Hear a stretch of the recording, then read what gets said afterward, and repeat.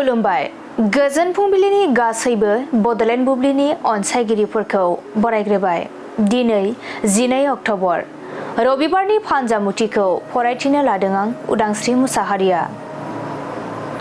फानजामुथिनि गिबियाव दं मेष राशि।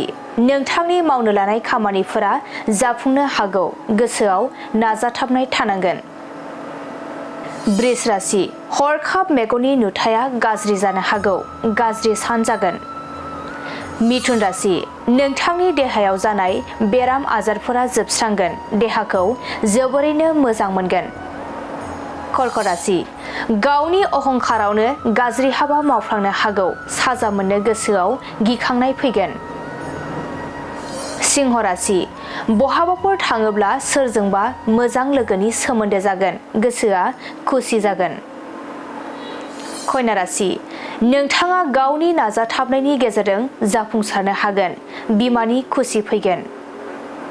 तुला राशि। नोंथाङा धोरोमनि बेरेखा हाबा मावफ्लांनो हागौ, जेरावखि थाया सान्थि मोननाय नङा।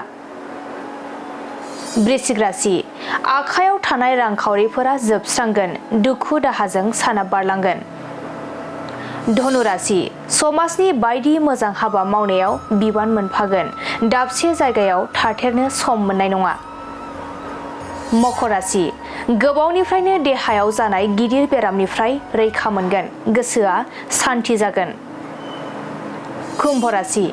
मोजां मोनलायनायनि गेजेराव दावराव दावसि सोमजिगोन, सोमोन्दो नागारलायगोन।